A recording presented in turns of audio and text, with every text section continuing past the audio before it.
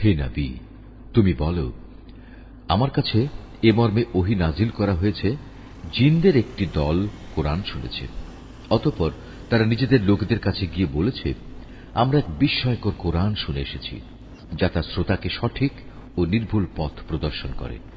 তাই আমরা তার উপর ঈমান এনেছি এবং আমরা আর কখনো আমাদের মালিকের সাথে কাউকে শরীক করব না।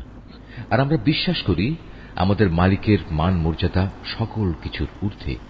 তিনি কখনো কাউকে স্ত্রী কিংবা পুত্র হিসেবে গ্রহণ করেননি।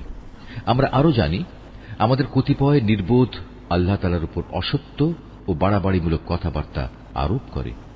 অথচ আমরা মনে করেছিলাম মানুষ ও জিন এই দুই জাতি তো আল্লাহ তাআলার উপর মিথ্যা আরোপ করতেই পারে না। মানুষদের মাঝে কতিপয় মূর্খ ব্যক্তি বিপদে আপদে জিনদের কিছু সদস্যের কাছে আশ্রয় চাইত। এতে করে যারা মানুষ তারা তাদের গুনাহকে আরো বাড়িয়ে দিত। এই জিনরা মনে করত, যেমনি মনে করতে তোমরা মানুষরা মৃত্যুর পর আল্লাহ তাআলা কখনো কাউকে পুনরুজ্জীবিত করবেন না।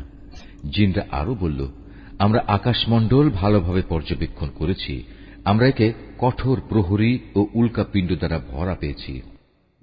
আমরা আগে আকাশের বিভিন্ন ঘাঁটিতে কিছু একটা শোনার প্রত্যাশায় বসে থাকতাম, কিন্তু এখন আমাদের কেউ যদি এসব ঘাঁটিতে বসে কিছু শোনার চেষ্টা করে, তাহলে সে প্রতিটি জায়গায় আগে থেকেই তার জন্য পেতে রাখা একটি উজ্জ্বল উল্কাপিণ্ড দেখতে পায়। আমরা বুঝতে পারছিলাম না, পৃথিবীর মানুষদের কোনো অনিষ্ট সাধনের উদ্দেশ্যেই কি এসব উল্কাপিণ্ড বসিয়ে রাখা হয়েছে, না এর মাধ্যমে তাদের মালিক মূলত তাদের সঠিক কোনো পথ দেখাতে চান। মানুষদের মতো আমাদের মধ্যেও কিছু আছে সৎ কর্মশীল, আর কিছু আছে ব্যতিক্রম। পাপ পুণ্যের দিক থেকে আমরাও ছিলাম দ্বিধা বিভক্ত। আমরা বুঝে নিয়েছি, এ ধরার বুকে কোথাও আমার আল্লাহ তাআলাকে কোনো অবস্থায় অক্ষম করতে পারব না, না আমরা কখনো তার রাজ্য থেকে পালিয়ে গিয়ে তাকে পরাভূত করে দিতে পারব। আমরা যখন হেদায়েতের বাণী সম্বলিত কোরআন শুনলাম, তখন আমরা তার উপর ঈমান আনলাম। কেননা যে ব্যক্তি তার মালিকের উপর ঈমান আনে, তার নিজের পাওনা কম পাওয়ার আশঙ্কা থাকে না, পরকালেও তাকে লাঞ্ছনা ও অপমান পেতে হবে না। আমাদের মধ্যে কিছু আছে যারা আল্লাহর অনুগত মুসলিম, আবার কিছু আছে যারা সত্য বিমুখ কাফের। যারা আল্লাহর আনুগত্যের পথ বেছে নিয়েছে তারা মুক্তি ও সৎ পথই বাছাই করে নিয়েছে। যারা সত্য বিমুখ তারা অবশ্যই জাহান্নামের ইন্ধন হবে। আসলে লোকেরা যদি সত্য ও নির্ভুল পথের উপর সুদৃঢ় থাকত, তাহলে আমি তাদের আসমান থেকে প্রচুর পানি পান করাতাম। এটা এজন্যে আমি এর দ্বারা তাদের ঈমানের পরীক্ষা নেব। যদি কোনো মানুষ তার মালিকের স্মরণ, ঈমান ও আনুগত্য থেকে মুখ ফিরিয়ে নেয়, তার মালিক তাকে অবশ্যই কঠোর আযাবে প্রবেশ করাবেন। হে রাসূল, তোমার উপর এ মর্মে ওহী পাঠানো হয়েছে, মসজিদ সমূহ একান্তভাবে আল্লাহ তাআলার ইবাদতের জন্য নির্দিষ্ট।